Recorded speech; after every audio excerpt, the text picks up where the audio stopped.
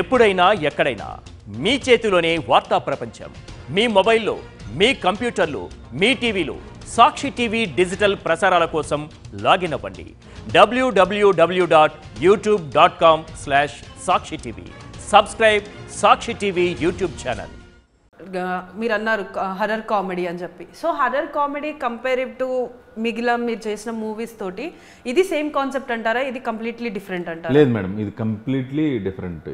ఇది ఇంతవరకు వచ్చి ఉండదు, మన వాళ్ళు ఎవరో టచ్ చేయాల. హంగర్ కామెడీని ఎంతవరకు చెప్పాలని ఇది నాకు అర్థం కావట్లే. బట్ మీరు నేను చెప్పాను కదండి, సినిమా స్టోరీ చెప్పేసేయండి, ఏం పర్లేదు. మీకే మీరు కొంచెం సైడ్కి వెళ్ళిపోరు సార్, చెప్పేస్తారు సినిమా స్టోరీ. అందుకే డైరెక్టర్ నేను కూర్చున్నా, నా చేత ఎలా చెప్పించేస్తారా. బట్ కొత్త జానర్ అండి ఇది. ఇప్పుడు వరకు మన తెలుగు సినిమాలు టచ్ చేయలేదు. హర్రర్ ఉంటుంది, థ్రిల్లర్ ఉంటుంది, క్లీన్ ఎంటర్టైన్మెంట్ ఉంటుంది, ఎమోషన్ ఉంటుంది. సో డైరెక్టర్ గారు, ఇప్పుడు ఇది ప్రపంచవ్యాప్తంగా రిలీజ్ కాబోతుంది అని అన్నారు. సో ప్రపంచవ్యాప్తంగా అంటే దాదాపు ఎన్ని లాంగ్వేజెస్లలో దీన్ని రిలీజ్ చేస్తున్నారు? లాంగ్వేజ్ అయితే తెలుగే. తెలుగు వాళ్ళు ఎక్కడుంటే అక్కడ రిలీజ్ అవుతుంది.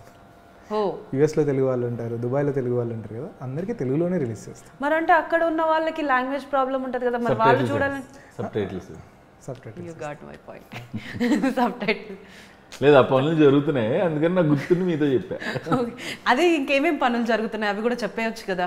లేదండి, బయటికి కొన్ని అంటే తక్కువగా వెళ్తున్నాం ప్రస్తుతానికి. ఇనీషియల్గా యూఎస్కి వెళ్ళాలంటే ఒక సెన్సార్ అవ్వాలి, మలేషియాకి వెళ్ళాలంటే లోకల్ సెన్సార్, మిగిలిన కంట్రీస్ యూఎస్కి ఒకటి సెన్సార్. సో మాకు తెలిసిన చోటల్లా ఆన్లైన్ ఫ్రెండ్స్ని పట్టుకుని కొన్ని ఏంటంటే ప్రతి కంట్రీకి వాళ్ళ లాంగ్వేజ్లో మనం సబ్‌టైటిల్స్ వేసి ఇవ్వాలి. ఇప్పుడు మలేషియాకి వాళ్ళ లాంగ్వేజ్లో వేసి ఇవ్వాలి.